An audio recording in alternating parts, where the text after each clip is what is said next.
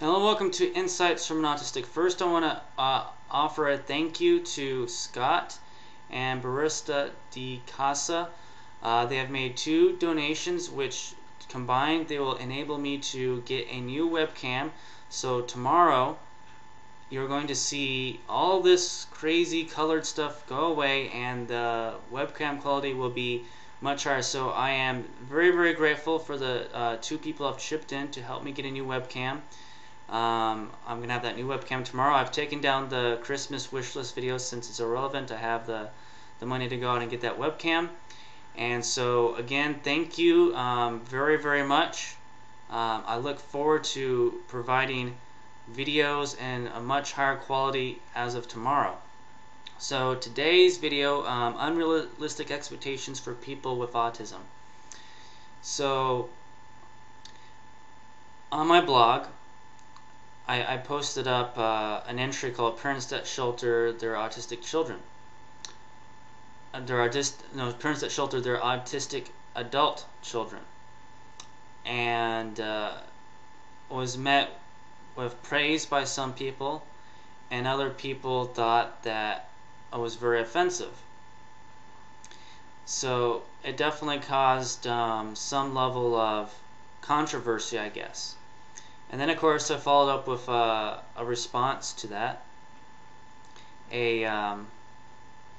another blog entry, because somebody wrote a very long post commenting about why they were offended by it and their thoughts on that matter. It was actually written by someone with autism who thought that I myself have an autism, that this what I wrote, the blog entry, was very in great distaste or something of that nature. So so I wrote that response yesterday, and it's been on my mind. I've been thinking a great deal about what I've said in both the original blog entry and in my response blog entry. And I swear tomorrow that ugly stuff in the background, it will be gone. Okay. I myself cannot stand it, so do not worry, it's going to be gone tomorrow. So with that said,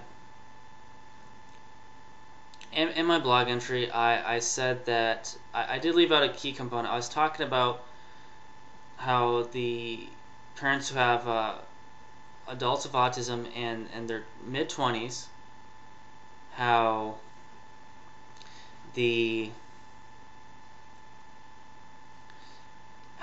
at times it seems like that they're sheltering them and preventing them from growing up, and shelter them in different ways. Sometimes it's like not letting someone who's 25 watch R-rated films. And then there's kind of like a fear of letting them grow up, like the fear of, oh, you can't. I don't want my 25-year-old daughter dating. That's not for them. Even if they have feelings, I've seen parents who shelter their children from members of the opposite gender, or just from, or if it's things such as working. A lot of group members want to get jobs, and so I'll sometimes do activities to help that are focused on the job, interview skills, job training skills, and sometimes what I ask the members to do is sometimes a little bit tough for them to do. It's about, I try to push them a little bit outside the comfort zone. And the reason for trying to push them outside the comfort zone is because I know that they need to develop the skills when they, for not just the job interview itself, but also on the job too. They need to be able to interact with people and things of that nature. Otherwise, they might not last long, or they're not going to get promotions. They won't be treated fairly. So that's my logic behind that. One person, I got one. No, this is actually a comment from a different person to talk about. Yes, you can't shelter someone with autism, but also you can't have unrealistic expectations. So, that's another thing to keep in mind. Are my expectations for other people unrealistic? Then, of course, my other friend who is autistic, he felt that it was very offensive, saying that, like the group that I run, it should be completely about accepting them for who they are, and the idea should be about raising the concept of society accepting everybody for who they are. And wow, the picture is good for the time being. Amazing. Okay, so yes, accept people for, accept people with autism. No, try to.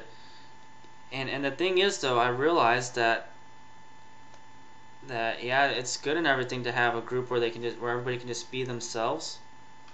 And I don't really judge. No, it's not about judging. It's about judging society. I'm like, where, how I've had to push myself outside the comfort zone, and how I know that to get what you want out of society, to get that job, to get, if you want a romantic relationship, whatever, if you want a romantic relationship, you're going to have to really go outside that comfort zone. If you're on the autism spectrum, I know from personal experience, you're going to have to do things that otherwise you would probably never normally ever do, and it's going to be hard, and it doesn't necessarily feel right at times.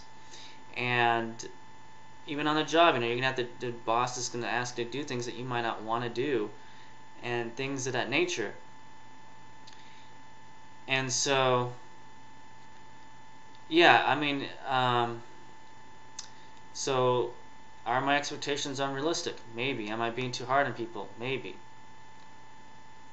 I'm not trying to change people. I mean, if they want, what I'm trying to do is help them try to realize their dreams and goals. And if people are happy with who they are, where they are, and the parents are happy with where they are, that's good, that's fine, that's awesome. Then they should definitely be, that's good. I have no intention then of trying to help them. But let's say they have the goals, the dreams, aspirations to do something. Sometimes, they keep talking about, they might be talking about it for years. I've had group members, I've known some people for a couple of years now, and there's talk but no action. And so it's like, all right, now we need to make some action. You want this, you have to get it. It's so that's where I'm kind of coming from. And then, and then there's another perspective. What about the parents that want their child to have some successful life, but the adult, their child, the adult with autism, what if they're happy with where they are? So I mean, then there's the worry. The parents like, what's gonna happen when I die?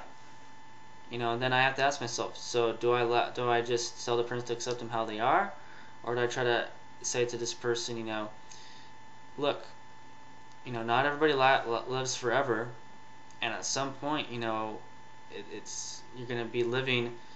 If your parents die, they might put you in a home. Who knows what's gonna happen? I haven't actually done that yet. I haven't tried to, I'm very much pro advocate, because I have an autism myself. I'm very much for the person of autism rather than the parents many times. So even if the parents get worried and stuff, I tend not to say, hey, your mom, she's going to die one day. I've actually never said anything like that. I never try to push anybody outside that boundaries. And maybe that's what my friend thought I was saying in my blog, that I was talking about that. Actually, ironically, my blog was actually aimed at the parents who have the children who are adults, and they're not allowing their children to grow up. So that was actually the aim of my blog. And what I mean by not allowing them to grow up, I mean, like I said, sheltering them.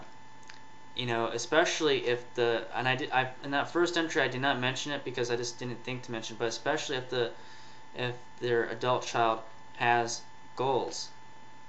And then the parent, it's funny, the parent wants their child to realize their goals, at least that's what they say, but then when they make that first step, it's like, oh my god, my child's going to get hurt, sort of thing. Or they see the first sign of disappointment, and the parent, coddles them, it seems like. And that's what I'm talking about. The first sign that this child's going to fall down or be let down, I see coddling going on. And how is this adult in their mid-20s ever going to grow, is my question. So, am I wrong, am I thinking? Or am I right? Am I doing the wrong thing? Am I my friend who my friend who has autism felt like what I was doing could be very destructive and could really be hurting people. So do I just need to take a time out and get away from everything? Am I really destroying people's lives potentially? Is my desire to help people realize their dreams actually just getting in their way? Am I hurting them? You know, I really give much thought to the words that were written to me, and I really hope that I'm not hurting anybody or destroying anybody. I really hope I'm not doing that. I really want to see the people in my group realize their dreams and goals and things like that.